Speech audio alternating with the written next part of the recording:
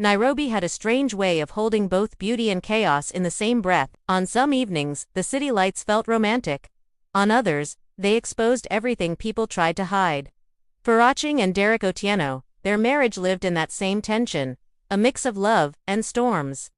Laughter and quiet bruises the world never saw. They had been married for 7 years, long enough for routines to settle, but too short for dreams to fade completely. In the early years, Derrick used to wake her with tea. Sometimes chapati, sometimes uji, always smiling like a man lucky to have her. Back then, he wasn't a billionaire yet, just a hard-working financial analyst with ambition bigger than his salary. Achieng had loved him through it all. Loved him when his car broke down weekly. Loved him when they shared one plate of food during the tough months.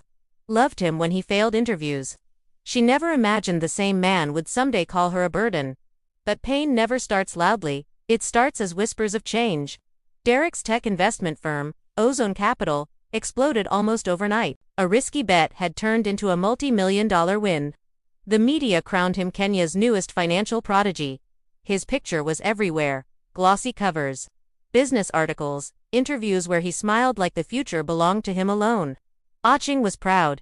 She celebrated him. She prayed over him. But with every achievement, Derrick became someone she recognized less. He started coming home late. Later, the excuses turned into accusations. You don't understand pressure. You're too emotional. You're slowing me down. It was subtle at first, almost easy to ignore. But pain accumulates. Achieng had prepared his favorite roasted chicken, coconut rice, and kachumbari, hoping they could talk, reconnect. She sat by the window, waiting for the sound of his keys in the door. He entered just past 10 p.m., smelling of cologne she didn't recognize. "Ulifika Salama," she asked gently. "You didn't pick your phone." "I was busy," he said, removing his jacket without looking at her. "Very busy. With who?" The question slipped out quietly. He paused, turned, looked at her like she had asked something offensive. "You're becoming too inquisitive," he said. "You've changed."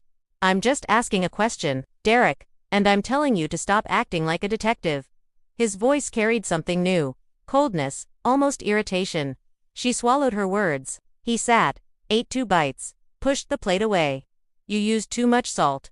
Achieng felt her heart sink. She tasted the food, it was fine. But it wasn't about salt. Something else was poisoning their home. Her name was Nadia Kibet, a new hire at Ozone Capital, young, stylish, ambitious. The kind of woman who knew how to stand close, laugh lightly, and make any man feel younger than his mistakes.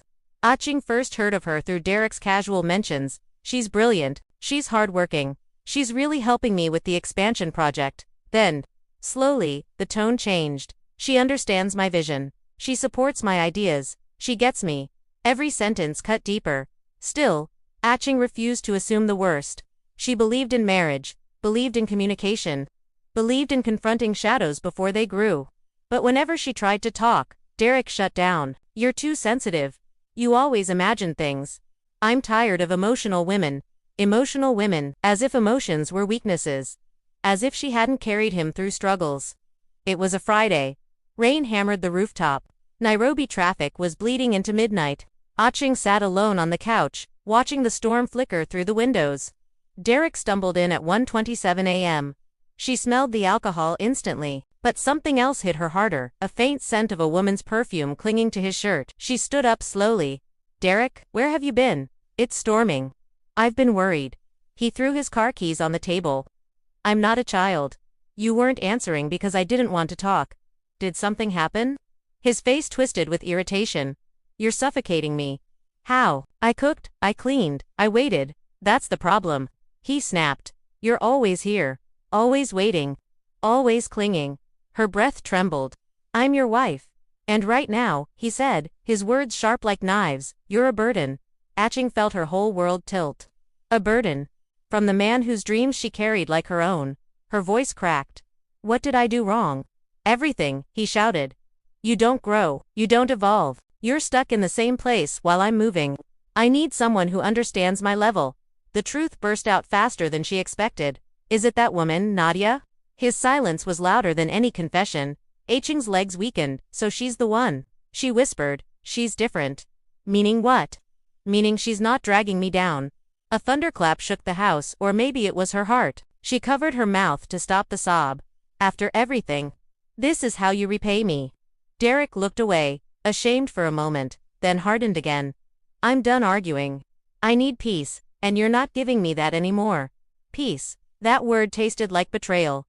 Days passed. Derrick became distant emotionally, physically, spiritually. Achieng tried to salvage the marriage. Therapy conversations. Prayer, compromise. He rejected every attempt. Then one morning, as she prepared breakfast, he told her casually, Nadia will be joining me on the business trip to Dubai. For 2 weeks, Achieng froze. A business trip. With her alone. She's part of the core team now. What about me? What about you? He said coldly. This is work. You wouldn't understand. She felt something inside her crumble, the part of her that believed he still respected her. The shift had begun. The cracks were spreading. The betrayal was deepening its roots. Achieng didn't know it yet, but this marriage, the one she once protected with prayers and loyalty, was about to collapse in a way no one in Nairobi, not even Derrick himself, could ever imagine. But for now, she stood in her living room, staring at the man she once adored, wondering how love could change so fast, and how pain could arrive so quietly. If the first cracks in the marriage were quiet, the next ones were loud enough to echo from Kileleshwa to Westlands. Derrick had always been ambitious, but now ambition was mixed with pride, and pride had an appetite. After that stormy night, something shifted permanently. When Achieng looked at her husband, she saw a stranger wearing his face. He laughed differently, walked differently. Even the way he used his phone changed, always face down, always silent, always hidden. But she wasn't the type of woman to spy or eavesdrop. She believed people eventually revealed themselves without being chased, and Derrick revealed himself quicker than she expected. One Saturday, Achieng decided to surprise him by bringing lunch to the office. She had done it a few times years ago when Ozone Capital was still struggling. The security guards still remembered her. The receptionist still greeted her with genuine warmth. But as she walked down the hallway toward Derrick's glass office, she suddenly heard laughter, 2 voices. Familiar yet unsettling. Derrick's and Nadia's. Curiosity turned her legs into stone. She stood outside the door, hearing muffled conversation. Imagine her insecurity, Nadia said, giggling. She actually asked if I was taking her place. Derrick laughed softly. She's too simple. She thinks loyalty is enough to keep a man. She's not on your level, Derrick. Everyone can see that. Exactly, he replied. I need a woman who fits my lifestyle, not a village-minded housewife. Achieng didn't realize she had stopped breathing until her lungs burned. Village-minded, simple, not on his level. She felt the container of food slipping from her fingers. The lid popped open, spilling chapati and endungu onto the polished floor. The sound made both of them look up. Nadia froze. Derrick's face paled, then hardened immediately. Achieng, what are you doing here? She stared at him, tears threatening to escape. I brought you lunch. Nadia stepped back slightly, adjusting her tight blouse and offering a fake polite smile. Oh, Mrs. Otieno, we didn't expect. Derrick cut her off. Let me talk to my wife in private. Achieng didn't wait for permission. She walked out. Fast. He caught up with her near the elevator. You can't just show up at my office like this. Why? She whispered. Because you're busy replacing me. Stop exaggerating. You heard only part of the conversation. I heard enough. He raked a hand through his hair. You're too emotional. Stop calling me emotional, she snapped. You're disrespecting me. You're embarrassing me. For a moment, he looked genuinely conflicted. But then his phone buzzed. Nadia's name lit up the screen. And just like that, guilt disappeared. Go home, Achieng, he said. We'll talk later. She watched him walk back toward Nadia, their shoulders brushing, their smiles too easy.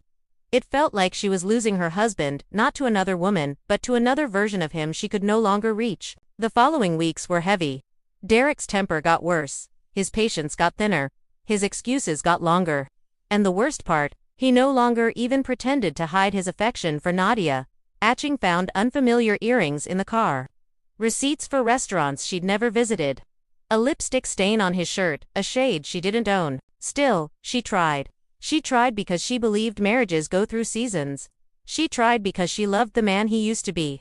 She tried because society teaches women to endure more than they should. But pain rots the heart when it's one-sided. One evening, she approached him with hope still hanging by a thread. Derrick, can we talk? I feel like I'm losing you. He didn't even look up from his laptop. I'm right here.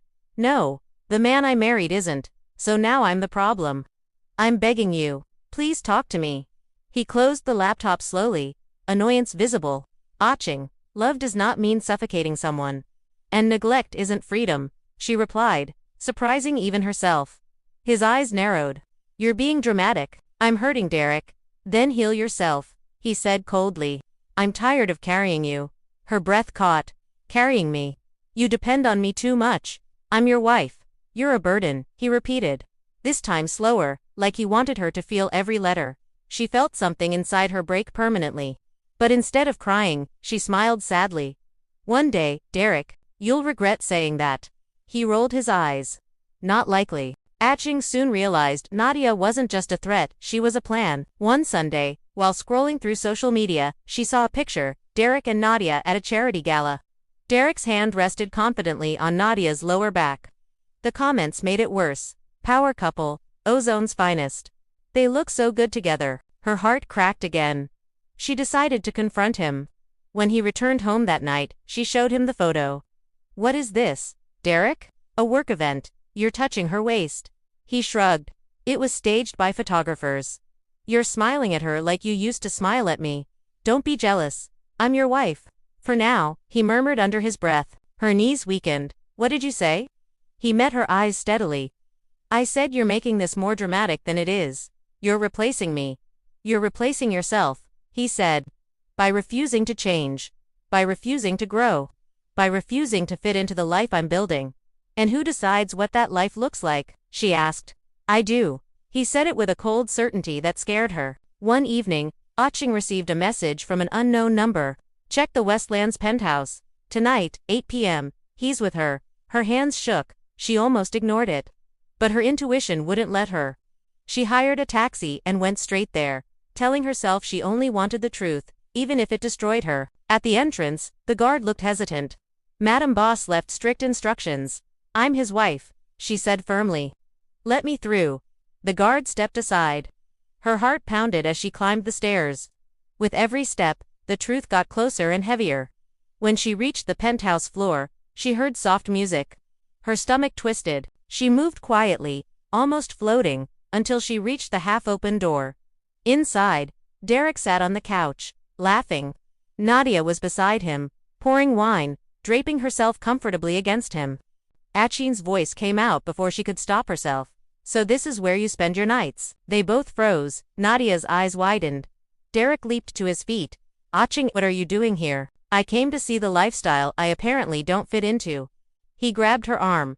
We're leaving now. She pulled her arm free. Why? Are you ashamed of your truth? Nadia stood, arms crossed. Maybe she should accept the marriage is over. Achieng turned toward her slowly. The marriage isn't over until the man who vowed before God ends it, and even then, karma is patient. Derrick exploded. Don't threaten her. I'm not, Achieng said quietly. I'm just reminding you both that pain has a memory. She walked out before either could speak. But inside her chest, a storm was gathering, and storms always demand casualties. That night, Derrick didn't come home. And for the first time, Achieng didn't cry. She simply sat by the window, staring at Nairobi's city lights. Whispering to herself, something must break, either my attachment to him, or the version of him that hurts me. She didn't know that a tragedy was already on its way. A tragedy born from anger. A tragedy born from betrayal. A tragedy that would leave her blind. And leave Derrick with a guilt he could never outrun. The days after the penthouse confrontation were heavier than Nairobi's humid January heat. Achieng woke each morning feeling like she was stretching her heart over fresh wounds. Derrick barely came home, and when he did, he walked around the house like a tenant, not a husband. Every lie had a shadow, and every silence felt like a warning. But even in all that pain, she didn't expect her life to change in one night, permanently, violently, and without mercy. On a Wednesday afternoon, Achieng decided to visit Derrick's mother in Ngong. Mama Otieno was the one person who truly understood her son. The one person who might speak to him. When she arrived, the older woman welcomed her warmly. Karibu, my daughter. You look tired. Achieng tried to smile. It's been a difficult season. Mama Otieno placed a hand on her shoulder. Marriage isn't a straight road. But I can see in your eyes. This is not normal trouble. What is he doing? Achieng hesitated. Then tears filled her eyes. He's seeing someone else. The woman's expression hardened instantly. That girl from the office. You know her. He mentioned her name too many times. A man only repeats a woman's name like that when trouble has entered his heart. Achieng's chest tightened. Mama, he treats me like I'm nobody. Like I'm in his way. Mama Otieno sighed deeply. You stood with him when he had nothing. Don't ever forget that. His new success has confused him. But pride has a short life. I don't know what to do. You don't chase a man, the older woman said firmly. If he wants to lose his home, let him walk, but you must remain whole. Achieng nodded, tears sliding silently down her cheeks. Mama Otieno wiped them. My daughter, storm clouds don't stay forever. But some storms, they come to clear your path. If only she knew how literal those words would become. That night, Achieng cooked Derrick's favorite meal again. Kukuchoma, sukuma wiki, soft chapati. She placed the food gently on the table, hoping one last time that the man she loved would show up, sit, talk. Remember, he came home at 11:14 p.m. His shirt was creased. His cologne was heavy. His eyes were bloodshot from alcohol or Nadia's perfume. She no longer cared to differentiate. She greeted him softly. Welcome home. He grunted a response and walked past her. There's food, she said. I ate. With who? She asked before she could stop herself. He spun sharply. Here we go again. Interrogation. It's not interrogation, it's marriage. You want a husband you can monitor every second, he snapped. I'm tired, Achieng. Tired of your insecurity. Tired of your constant questions. Tired of feeling trapped. She swallowed her rising tears. I just want to fix things. You can't fix what's already dead. Her heart folded inside itself. So that's it, she whispered. 7 years gone just like that. He didn't answer. He walked toward the bedroom, the same bedroom where they once whispered dreams, and shut the door. Achieng stood frozen in the living room, staring at the closed door, wondering how a person could be so close, yet unreachable. She didn't know he wasn't alone in that room. At 2:45 a.m., she heard a giggle, a woman's giggle. Her heart stopped. She moved slowly toward the bedroom. The door opened before she reached it, and there, half-dressed, standing confidently in the hallway, was Nadia. Achieng felt the world tilt. What are you doing in my house? She breathed. Nadia gave a slow, smug smile. Your husband invited me. My husband, she whispered, voice cracking. Behind Nadia, Derrick appeared, shirt half-buttoned, eyes glazed with anger and alcohol. Go back inside, Nadia, he ordered. Nadia smirked but obeyed, walking back in with the arrogance of someone who believed she had already won. Achieng stared at him in disbelief. You brought another woman into our home. He rubbed his forehead. Achieng, don't start. In our house. You're overreacting. Overreacting. She choked. You humiliate me in public. You disrespect me in private. You push me aside like rubbish. And now you sleep with her in my bed. He glared. Your drama is exhausting. Her voice broke. What did I ever do to you? You stayed the same, he said coldly. While I grew. That sentence felt like a bullet. She stepped back, trembling. Derrick, this is wicked. This is heartless. Maybe, he replied. But it's the truth. And what am I now? She whispered. Just another inconvenience. He exhaled heavily. You're a burden, Achieng. That's what you've become. She pressed a hand to her chest, as if to physically hold her heart in place. She didn't remember picking up her car keys. She didn't remember walking to the garage. She only remembered the feeling like drowning in betrayal. She entered the car, tears blinding her, breathing uneven. She just wanted to escape, breathe, think, exist. Moments later, Derrick stormed into the garage. What are you doing? He shouted. I'm leaving, she whispered. Not with my car. She ignored him and tried to start the engine. He slammed his hand on the window. Are you crazy? You're emotional. You can't drive like this. She tried again. He reached through the open window to grab the keys. Stop, she cried, struggling. Achieng, give me the keys. They fought not with fists, but with desperate hands pulling, pushing, grabbing. In the struggle, his elbow hit the gear. The car rolled slightly. She panicked. He panicked. Stop moving. He yelled. You're hurting me. Let go. I'm leaving this place. The struggle intensified. Then, a terrible snap, a shift of the steering wheel, and Derrick's desperate shove to regain control. The car lurched violently. Achieng screamed. There was a blinding flash, the sound of glass shattering, a horrible sharp explosion of pain, and then darkness. Total, consuming darkness. Achieng woke up in a hospital bed. She felt the bandages before she understood them. Thick, heavy, wrapped across her eyes. Her body ached. Her throat was dry. Her mind was foggy. She tried to sit up. Where am I? A nurse rushed to her side. Pol sana, madam. You're at the Nairobi hospital. You were in an accident. Her heart thudded. My eyes, she whispered. Why can't I see? The nurse hesitated just for a second. But Achieng sensed it immediately. Her chest tightened. Why can't I see? The nurse took a breath. You suffered severe optical damage. The doctors are trying everything, but the impact was strong. Achieng's lips trembled. Am I blind? The silence was the answer. She let out a broken sob. Then she felt another presence enter the room, a familiar scent of guilt and expensive cologne. Achy, Derrick whispered. She froze. Her voice turned sharp with grief. Don't come closer. Achieng, I'm sorry. I didn't mean. You did this to me, she whispered. You caused this. It was an accident. You pushed me. You fought me. You dragged me into a struggle you created with your betrayal. He swallowed hard. I never wanted you brought that woman into my house, she said, shaking. You called me a burden. You broke my heart and my body in the same night. Tears filled his voice. Please, I'm begging you. Don't talk like that. I can't see, she cried, voice shattering. And you did this. He sank into a chair, burying his face in his hands, guilt swallowing him alive. But guilt wouldn't bring back her sight, and what she did next, what she chose to do with her pain, would shock Derrick, the entire city, and even herself. The world looks different when you can no longer see it. For the first days in the hospital, everything felt like fog, darkness, pain, a hollow echo inside her chest.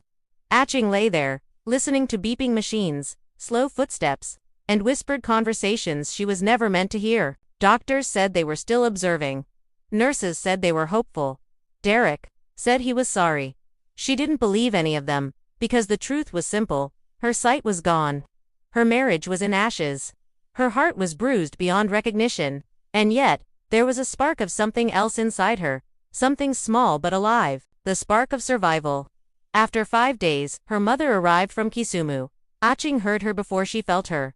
Oh, my child. My child. Her mother sobbed, pulling her into a gentle embrace.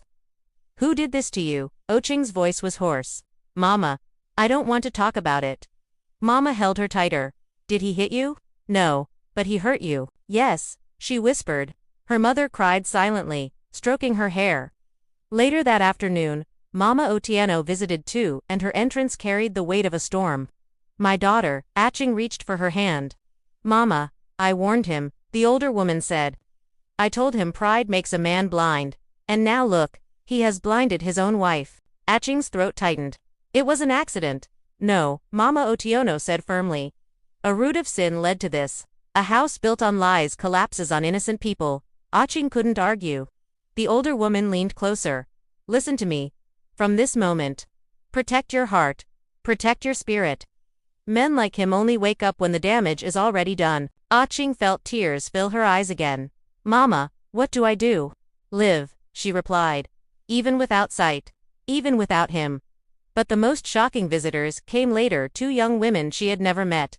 Mrs. Otieno Pole. One said softly. We're Nadia's colleagues. Achieng stiffened. We came to tell you, the other whispered, that Derrick and Nadia, they've been together for almost a year. Achieng's breath caught. A year. And it's not just that. They hesitated. Tell me, she insisted. Nadia said once that she was going to replace you. She bragged about it. Achieng felt a fresh wave of pain crash over her. She said Derrick's money deserves a woman like her. The girl continued quietly. She said you were holding him back. Achieng pressed a trembling hand to her eyes, the eyes that no longer worked. This was deeper than betrayal. It was cruelty, deliberate, calculated. And Derrick had welcomed it into their home. She thanked the women politely, but her hands shook long after they left. On the 7th night, Derrick entered her room again. She knew his footsteps now. Heavy, slow, full of guilt he didn't know how to carry. Achieng, he whispered. She remained silent. He moved closer. Please talk to me. I can't sleep. I can't eat. I keep seeing your face that night. You should have thought of that before, she whispered. He swallowed hard. I know. I destroyed everything. I know I let you down. She turned her head away. You didn't let me down. You broke me. Tears slid down his cheeks. though she couldn't see them. I don't know how to fix this. You can't, she said softly. Some things don't get fixed, they get buried. He sat heavily, breathing shakily. I ended things with her. Achieng let out a bitter laugh, low, painful. You ended her because I lost my sight. You ended her because you feel guilty, she continued, not because you suddenly remembered you had a wife. He was quiet. My blindness gave you a conscience, she said. Congratulations. He flinched, her voice broke. Do you even realize what you took from me? Achieng, I swear, if I could give you my eyes, but you can't, she snapped. You can't give me anything that matters. He tried to hold her hand. She pulled away. Stop, she whispered. You don't get to cry louder than me. That sentence shattered him. He left the room quietly, but the damage between them was already beyond repair. Achieng spent the next week quietly thinking, not crying, not shouting, thinking. And one morning, she asked the nurse to bring her a lawyer. The nurse hesitated. A divorce lawyer. Yes, she said calmly. And a property lawyer. And someone who deals with medical negligence. The nurse blinked, stunned. Are you sure? Yes, Achieng wasn't just hurt now, she was done. By the time Derrick visited that evening, the lawyer was already gone. He entered the room with flowers and remorse, but Achieng spoke before he could. I'm filing for divorce. The words dropped like a bomb. Derrick froze, eyes wide. What? I'm leaving this marriage. He stepped closer, shocked. Achieng, listen, no, she said firmly. You will listen. He stiffened. You cheated. Publicly, shamelessly, she said. You destroyed my trust. You broke my spirit. You brought another woman into my bed. And then you caused the accident that took my sight. He swallowed, voice trembling. I didn't, you did, she said, and I lived it. He rubbed his face, panicked. I know I was wrong. I know I failed you. But you can't make decisions like this when you're emotional, don't you dare, she whispered, voice dangerously calm. Don't you dare tell me I'm emotional after everything you've done. He fell silent. I may not have sight, she continued, but I see you clearly now. Derrick sat heavily, stunned into silence. Achieng, I'm begging you. Don't leave. Let me fix this. Let me take care of you. She laughed softly, coldly. You called me a burden. I didn't mean it. You meant every word, she said, and now you need me to stay so your guilt feels smaller. He shook his head frantically. No, it's not like that. It is, she whispered. He knelt beside her bed. Please, I can't lose you. You already lost me, she said. The night you chose her. He broke down crying. But Achieng remained steady. She felt strangely calm, like someone who had finally escaped a burning building. 3 days later, she was discharged from the hospital. Her mother and Mama Otieno helped her pack. The hospital staff whispered among themselves, surprised at her strength. Derrick stood near the entrance, eyes red, face tight with regret. Where will you go? He asked softly. She stood tall, leaning on her mother's arm. Somewhere I can breathe. He exhaled shakily. Achieng, please, let me come with you. Let me help. You've helped enough, she said sharply. If I stay with you, I will never heal. He stepped closer. I love you. She froze. Then she spoke words that made him break completely. You don't love me. You love the version of me that forgave everything. That version is dead. He felt the verdict hit him like a physical blow. She walked past him, blind, injured, but emotionally stronger than she had ever been. For the first time, he was the one left standing alone. The next weeks would shock Nairobi, because the woman he called a burden would rebuild her life in a way no one saw coming. She would rise. She would transform. And she would become someone powerful enough to make even a billionaire regret every careless decision he had ever made. The world doesn't end when you lose your sight. It just demands that you learn to navigate it differently. For Achieng, the weeks after leaving the hospital were a whirlwind of adaptation. She moved back to Kisumu with her mother, into the modest family home by Lake Victoria. The air smelled of fish and earth, a far cry from the polished sterility of Nairobi's high-rises. Here, sounds became her guides. The lapping waves, the chatter of neighbors, the distant hum of boda-boda motorcycles. Her mother, a resilient widow who had raised 3 children on a teacher's salary, became her anchor. But Achieng wasn't content to simply survive. The spark from the hospital had ignited into a flame. She would rebuild not just her life, but an empire of her own, and in doing so, she would deliver justice in the most poetic way, by thriving beyond anyone's expectations. Her first step was practical. the divorce proceedings.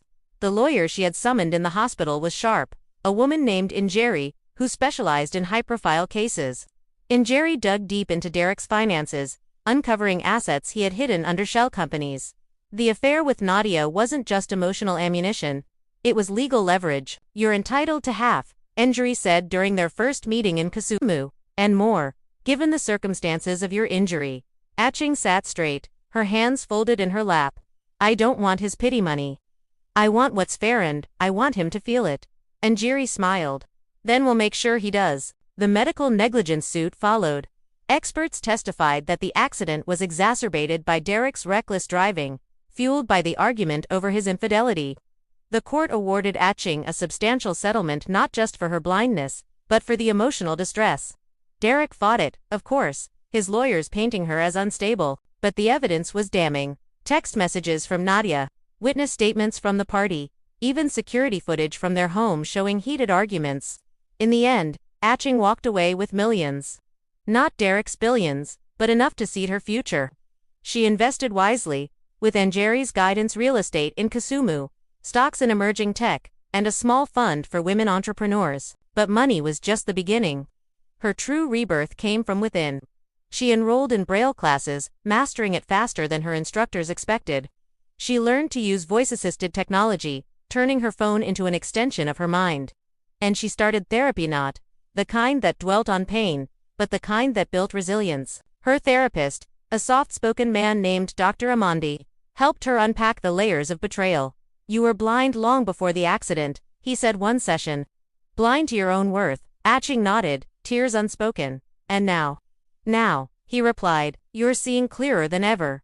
Word spread in Kisumu about the blind woman from Nairobi who refused to fade. Neighbors offered help, but Achieng turned it into opportunity. She started a small support group for women facing domestic issues, meeting in her mother's living room. Stories poured out: cheating husbands, financial control, silent suffering.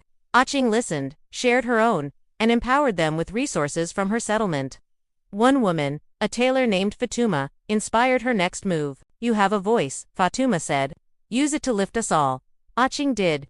She launched a podcast, Eyes Wide Shut. Using simple recording equipment, she interviewed survivors of betrayal, experts on resilience, and even celebrities who had overcome adversity. Her voice, calm, articulate, laced with quiet strength, resonated. Downloads climbed from hundreds to thousands. Sponsors trickled in, local businesses, then national ones. But the real twist was yet to come. Months passed. Achieng's life in Kisumu blossomed. She hired a personal assistant, a young graduate named Leela, who became her eyes in the world. Together, they expanded the podcast into a brand, workshops, online courses on emotional intelligence, even a book deal for her memoir. Then, one rainy afternoon, an unexpected visitor arrived. Mama Oti. Achieng heard the car pull up, the door open, the familiar footsteps purposeful, unyielding. "My daughter," Mama Otiono said, embracing her. "I've come to make amends." Achieng pulled back slightly. "Amends?" The older woman sighed. "Derrick is broken. But that's no excuse. I raised him better." They sat on the veranda, the rain pattering like distant applause. "I've watched you," Mama Otieno continued. "From afar. Your podcast. It's inspiring. You're building something real." Achieng tilted her head. "Why are you here, Mama?" A pause. "Because I want to help.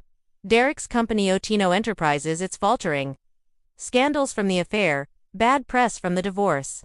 Investors are pulling out." Achieng felt a pang of pity, but of curiosity. "And I own a significant share," Mama Otiono said, silent, but substantial.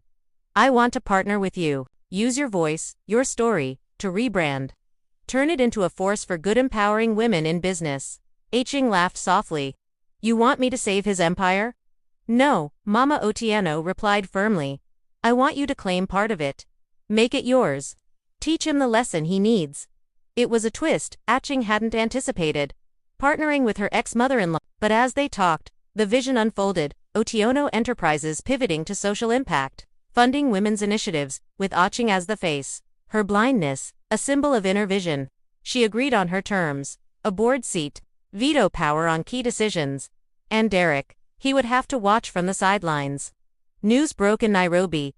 Blind ex-wife joins Otieno board in shocking move. The press ate it up. Derrick's world tilted further. Derrick couldn't stay away. He drove to Kisumu unannounced, arriving at Achieng's home like a ghost from the past. Lila announced him warily. "Mr. Otieno is here." Achieng steadied herself. "Let him in." He entered, his voice smaller than she remembered. Achieng, she didn't rise. Derrick. Silence stretched. "I heard about the board," he said finally. "With my mother." "Yes," he shifted. "Why?" "Because I can," she replied simply. "Because your empire was built on my silence. Now it'll thrive on my strength." He exhaled. I deserve that." "You do." Another pause. "Nadia left me months ago, said I was too damaged." Achieng felt nothing. "Good for her. I miss you," he whispered. "Every day." She turned toward his voice. "You miss the old me, the one who stayed." He knelt, voice breaking. "I'm sorry. For everything. The affair, the accident, the words. I was a fool." "Yes," she said. "You were." But then came the twist, the one that shocked even Achieng. Derrick pulled out papers. "I'm stepping down from the company. It's yours and mother's." Achieng froze. "What?" "I've signed it over. No fight. No conditions." His voice trembled. "I can't fix what I broke, but I can give you what you deserve." She reached out, feeling the documents. Braille annotations confirmed it. "Why?" she asked, voice soft. "Because I finally see," he replied, "what I did to you. What love really means. It's not possession, it's sacrifice." Tears welled in her unseeing eyes. "Not for him, but for the closure. Go," she whispered. "Find your own path." He left quietly, a changed manner at least, one trying to be. With Derrick out, Achieng transformed Otieno Enterprises. She rebranded it as Visionary Ventures, focusing on tech for the disabled, women's empowerment programs, and ethical investments. Her podcast became a company arm, reaching millions. She spoke at conferences, her story inspiring crowds. "Blindness took my eyes," she'd say, "but betrayal gave me vision." Kisumu became her base, but Nairobi offices buzzed under her direction. Mama Otieno became a mentor, their bond deeper than blood. And in time, Achieng found love again, not with a billionaire, but with Dr. Amandi, her therapist turned confidant. Their relationship was slow, built on trust, mutual respect.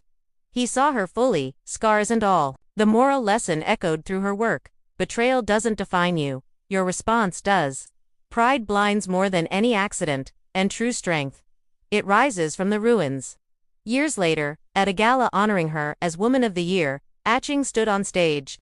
"I was broken," she said, "but from those pieces, I built an empire." Justice isn't revenge, it's rebirth.